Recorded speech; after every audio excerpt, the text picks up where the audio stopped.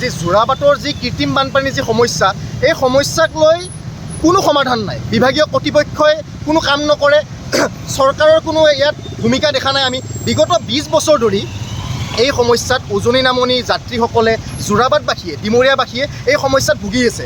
কিন্তু আমি ADC গৰাকীক বা আমি চৰকাৰী কৰ্তৃপক্ষক যেতিয়া আমি এই কথাবিলাক অৱগত কৰোঁ, কিন্তু তেখেতসকলে মাত্ৰ AC কোঠালি ৰুমত তেখেতসকলে কথাবিলাক আমাৰ শুনেহে, কিন্তু গ্ৰাউণ্ডত আহি তেখেতসকলে এই সমস্যাটো কেনেকৈ সমাধান কৰিব পৰা যায় তাৰ কোনো আজিলৈকে বিচাৰ নকৰে। আজি বিগত 20 বছৰ ধৰি এটা যোৰাবাটবাসীয়ে আজি এই সমস্যাটোক লৈ কিমান আমি চিঞৰ বাখৰ কৰিলোঁ, কিমান আমি প্ৰতিবাদ কৰিলোঁ, কিমান স্মাৰক পত্ৰ প্ৰেৰণ কৰিলোঁ, কিন্তু আজিলৈকে এজন চৰকাৰী কোনো এটা বিষয়ববীয়া যোৰাবাটৰলৈকে আহি যোৰাবাটৰ কিহৰ কাৰণে ইয়াত আজি পানীখিনি হয়, 10 মিনিট বৰষুণ এটাত যি ইয়াত যে আজি এবুকু পানী হয়, সেই সমস্যাটোৰ সমাধান তেখেতসকলে চিন্তা নকৰে। চৰকাৰে আপোনাৰ তেখেতসকলে মেঘালয়ৰ ৰঙামাটিক লৈ বা আপোনাৰ মেঘালয়ৰ পানীক লৈ কিন্তু বিভিন্ন সময়ত আপোনালোকে তেখেতসকলে এই কথাখিনিক লৈ উপলুঙাহে আমি দেখোঁ, কিন্তু এই সমস্যাটোক লৈ সমাধান নাই। আমি যোৰাবাট শাখা ছাত্ৰ সন্থাই কিমান স্মাৰক পত্ৰ প্ৰেৰণ কৰিলোঁ, কিন্তু সমাধান নাই। আজি যোৰাবাটত আপোনাৰ এই সময়ত আপোনাৰ ইয়াত আপোনাৰ উজনি নামনি যাত্ৰী ইয়াত আজি আপোনাৰ ৰৈ থাকিব লগা হৈছে।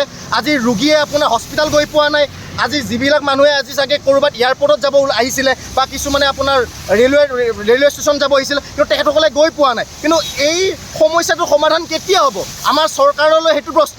আৰু যোৰাবাটত যে এটা আৰক্ষীৰ যে এটা চকী আছে, লগতে যান বাহন এটা শাখা আছে, সেইটো আমি দেখা নাপাওঁ। মানে আমাৰ প্ৰশ্ন, যান বাহন শাখা সেইটো আছেনে নাই ইয়াতে? মানে যেতিয়া ইয়াত যান জঁট হয় তেতিয়া মানে ট্ৰাফিকৰ কোনো এজন বিষয়াক আমি এই ৰাজপথত নেদেখোঁ। তেখেতসকলে থাকে ক'ত? আমাৰ প্ৰশ্নটো হৈছে সেইটো। মানে যদি তেখেতসকলে যদি যোৰাবাটতে থাকে বা কাৰ্যালয়তে থাকে, ৰাজপথত আহি এই যান জঁটখিনি আজি সমাধান কৰিবৰ কাৰণে কিয় চেষ্টা নকৰে? নে বৰষুণক ভয় কৰি তেখেতসকলে কাৰ্যালয়ৰ ভিতৰত সোমাই থাকে? কাৰ্যালয়ৰ ভিতৰত থাকিবৰ কাৰণে চৰকাৰে তেখেতসকলক মানে বছৰে বা মাহে তেখেতসকলক দৰমহা দি আছে নেকি?